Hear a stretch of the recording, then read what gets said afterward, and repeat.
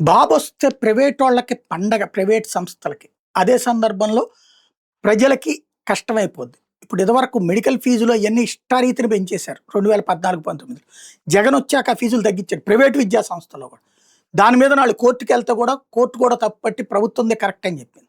ఫీజులు ఇష్టారీతిన పెంచొద్దని చెప్పింది. ప్రైవేటు వాళ్ళ ఫీజులను కూడా నియంత్రించడం జగన్ టైంలో జరిగింది. అదే సందర్భంలో ప్రైవేట్ వాళ్ళకి ఫీజులు ఇష్టారీతిన పెంచుతా ఆల్రెడీ చదువుతున్న విద్యార్థులను ఎత్తున కూడా గుదిబండ అన్నటువంటిది నాడు జరిగింది. ఇప్పుడు మళ్ళీ అంతే. ప్రభుత్వం చేత కట్టబడినటువంటి మెడికల్ కళాశాల ప్రైవేట్ వాళ్ళకి ఇచ్చి ఫీజులు ఈవెన్ ప్రభుత్వానికి సంబంధించినటువంటి హాస్పిటల్ కూడా వాళ్ళకిచ్చి జీతాలేమో ప్రభుత్వం కట్టేటట్టు, ఫీజులేమో పబ్లిక్ కట్టేటట్టు, బాగుపడేదేమో ప్రైవేట్ వాడు అన్నట్టు అయింది.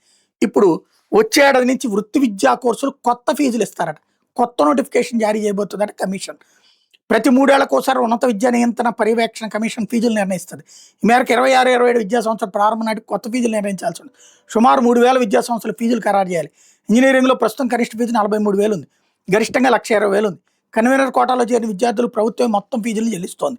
యాజమాన్య కోటాలో కన్వీనర్ కోటా ఫీజు మీద 3 వసూలు చేసుకునే వెసులుబాటు ఉంది. కళాశాలకు కమిషన్ కల్పించింది.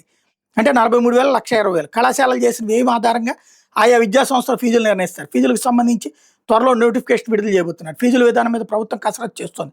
విద్యార్థులకు ఎట్లాంటి ఇబ్బందులు లేకుండా ఫీజులు నిర్ణయించాలని భావిస్తోంది. కానీ ఫీజులు ఎంత పెరిగితే అది విద్యార్థులు కష్టం లేకుండా అని మనం నమ్మాలి. అది రాస్తాం వీళ్ళు. రేపు వచ్చే ఏడాది ఫీజులు పెంచాక పెంచకుండా అయితే ఉండరు. ఎంత పెంచుతారు, అది భారమా కాదా అన్నది అప్పుడు చూద్దాం.